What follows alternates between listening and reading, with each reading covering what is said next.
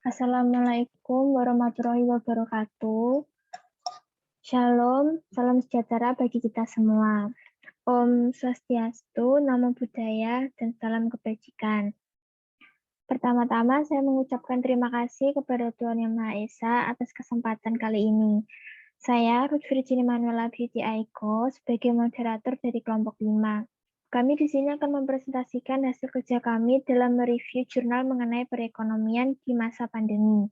Sebelum memasuki pembahasan, saya akan memperkenalkan anggota dari kelompok 5, di mana yang terdiri dari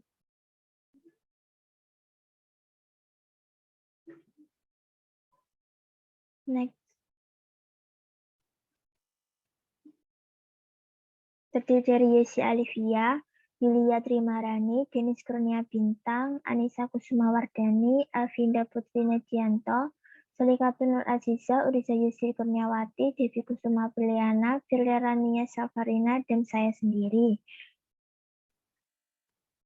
Kemudian, berikut ini merupakan 5 topik yang menjadi pembahasan dalam presentasi kali ini, di mana yang pertama ada pendahuluan, yang kedua ada tujuan dan metode penelitian, yang ketiga ada hasil penelitian, yang keempat kelebihan dan kekurangan dari jurnal, kemudian yang terakhir ada kesimpulan.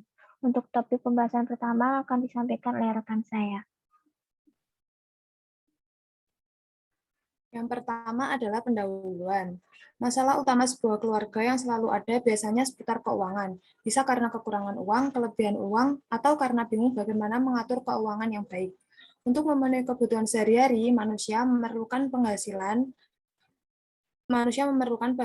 Setiap keluarga tentunya memiliki sumber penghasilan yang berasal dari berbagai bidang pekerjaan yang ditekuninya. Seberapa besar penghasilan dalam suatu keluarga sebaiknya dapat dikelola cermat dan sebaik mungkin agar pengeluaran sesuai dengan pendapatan yang diterima, sehingga seluruh kebutuhan penting dalam keluarga dapat terpenuhi sesuai kemampuan masing-masing. Slide selanjutnya akan dijelaskan oleh teman saya. Selanjutnya yaitu manajemen keluarga. Mengelola ekonomi keluarga adalah tindakan untuk merencanakan, melaksanakan, memonitor, mengevaluasi, dan mengendalikan perolehan dan penggunaan sumber-sumber ekonomi keluarga agar tercapai tingkat pemenuhan kebutuhan secara optimum. Memastikan adanya stabilitas dan pertumbuhan ekonomi keluarga. Manajemen keuangan keluarga, salah satunya adalah mengatur pendapatan dan pengeluaran keuangan keluarga. Slide selanjutnya akan dijelaskan oleh rekan saya.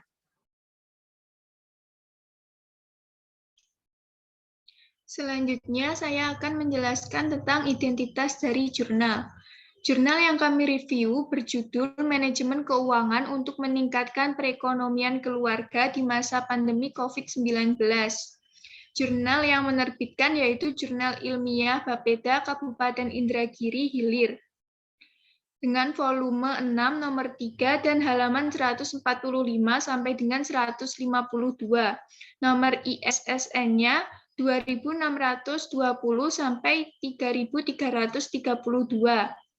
Jurnal ini terbit pada tahun 2020 yang ditulis oleh Muhammad Ramli dan Mulono Apriyanto.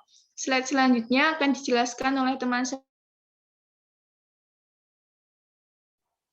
Selanjutnya ada tujuan dan metode penelitian. Untuk tujuan penelitian, penelitian ini bertujuan untuk pengembangan manajemen keuangan secara Islam dan pengembangan sosialisasi dan penyampaian kepada orang lain. Untuk metode penelitian, penelitian ini bersifat kualitatif dengan menggunakan metode deskriptif. Dalam penelitian ini untuk menemukan teori-teori baku yang digunakan sebagai petunjuk arah dalam menganalisis data yang ditemukan, kemudian dikategorisasi dan ditafsirkan dengan menggunakan perspektif dengan menggunakan analisis dokumenter. Slide selanjutnya akan dijelaskan oleh teman saya.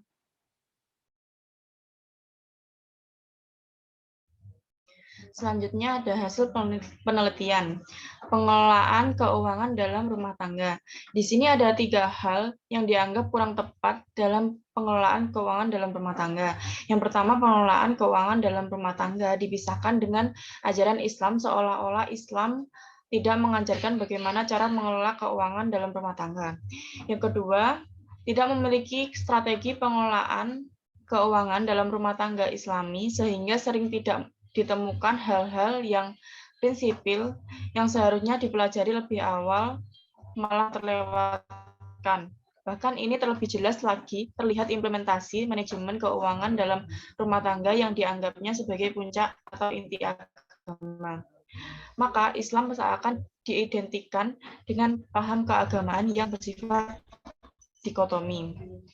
Yang ketiga, kurangnya penjelasan yang luas dan mendalam serta kurangnya penguasaan semantik dan generik atas istilah-istilah kunci dan pokok dalam ajaran agama, sehingga sering ditemukan penjelasan yang sangat jauh dan berbeda dari makna yang sebenarnya. Selanjutnya akan dijelaskan oleh teman saya.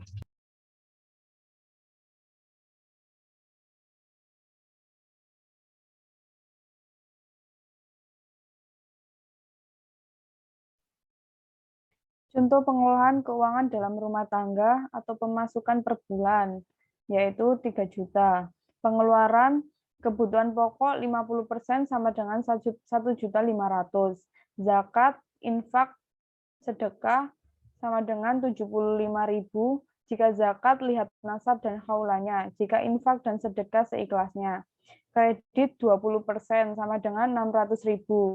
Investasi 10% sama dengan 300.000. Uang gawat darurat 7,5% sama dengan 225. Pada dasarnya, mengukur kesehatan keuangan rumah tangga adalah bagaimana cara kita berkomitmen untuk melaksanakan apa yang telah direncanakan di atas. Contoh di atas, maka keuangan rumah tangga kita dalam keadaan sehat. Ketika pengeluaran uang melebihi penerimaan uang, maka perlu dilakukan pencarian dana dan salah satu alternatifnya adalah dengan hutang. Hutang adalah dana dari pihak ketiga yang pada waktu jatuh tempo harus dikembalikan. Slide selanjutnya akan dijelaskan oleh teman saya. Keluarga sejahtera. Dalam Undang-Undang Nomor 10 Tahun 1992 dan Peraturan Pemerintah Nomor 21 Tahun 1945, pembangunan keluarga sejahtera terdiri atas 5 tahap. Yang pertama adalah keluarga prasejahtera. Keluarga prasejahtera yaitu keluarga yang belum dapat memenuhi kebutuhan dasarnya secara minimal seperti kebutuhan akan pangan, sandang, papan, kesehatan, dan pendidikan. Yang kedua, keluarga sejahtera tahap 1. Keluarga sejahtera tahap 1 yaitu keluarga yang telah dapat memenuhi kebutuhan dasarnya secara minimal, tetapi belum dapat memenuhi keseluruhan kebutuhan ibadah, makan protein hewani, pakaian, ruang untuk berinteraksi keluarga, dan keadaan sehat, mempunyai penghasilan, bisa baca tulis Latin, dan ikut keluarga berencana. Yang ketiga, keluarga sejahtera tahap 2. Keluarga sejahtera tahap 2 yaitu keluarga yang di samping dapat memenuhi kebutuhan dasarnya juga telah dapat memenuhi keseluruhan kebutuhan sosial psikologisnya, akan tetapi belum dapat memenuhi keseluruhan kebutuhan pengembangannya, seperti kebutuhan untuk peningkatan agama, menabung, berinteraksi dalam keluarga, ikut melaksanakan kegiatan dalam masyarakat, dan mampu memperoleh informasi. Selanjutnya akan dijelaskan oleh rekan saya. Baik, terima kasih. Slide sebelumnya.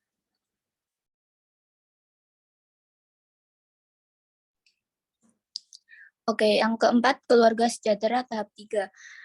Merupakan keluarga yang telah dapat memenuhi seluruh kebutuhan dasar, kebutuhan sosial psikologis, dan kebutuhan pengembangannya, namun belum dapat memberikan sumbangan atau kontribusi yang maksimal terhadap masyarakat, seperti secara teratur, memberikan sumbangan dalam bentuk material dan keuangan untuk kepentingan sosial kemasyarakatan, serta berperan secara aktif dengan menjadi pengurus lembaga kemasyarakatan atau yayasan sosial, keagamaan, kesenian, olahraga, pendidikan, dan sebagainya.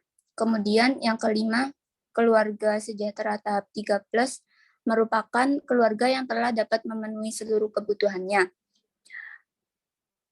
baik yang bersifat dasar, sosial, psikologis, maupun yang bersifat pengembangan, serta dapat pula memberikan sumbangan yang nyata dan berkelanjutan bagi masyarakat. Slide selanjutnya akan dibacakan oleh rekan saya. Baik, selanjutnya adalah kelebihan dan kekurangan. Kelebihan dari jurnal ini yaitu memberikan solusi yang bisa diterapkan secara langsung karena bahasa yang digunakan mudah dipahami dan struktur jurnal sudah memenuhi kaidah.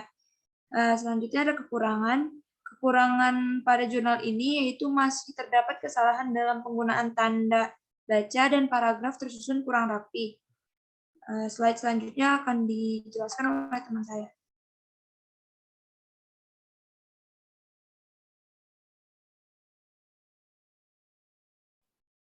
Baik, yang terakhir yaitu kesimpulan. Dari jurnal tersebut, dapat disimpulkan dalam meningkatkan perekonomian di masa pandemi COVID-19 ini, adanya manajemen keuangan akan sangat membantu, terutama dalam perekonomian keluarga. Manajemen keuangan bisa dilakukan dengan mengatur dan mengelola pendapatan atau penerimaan keluarga yang kemudian dibuat perencanaan dengan baik untuk pembuatan laporan keuangan keluarga, sehingga masalah keuangan dapat diperbaiki dan perekonomian keluarga pun meningkat. Hal terpenting adalah saling keterbukaan serta menjalani kehidupan keluarga dengan tanggung jawab bersama. Baik, sampai di sini presentasi dari kelompok 5. Semoga dari hasil pembahasan ini kita semua mendapat pengetahuan baru dan juga memberikan manfaat yang berguna bagi kalian semua. Akhir kata dari saya moderator mengucapkan banyak terima kasih atas perhatiannya. Assalamualaikum.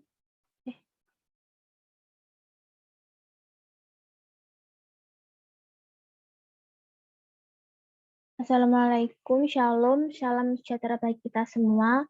Om Swastiastu, namo Buddhaya dan salam kebajikan.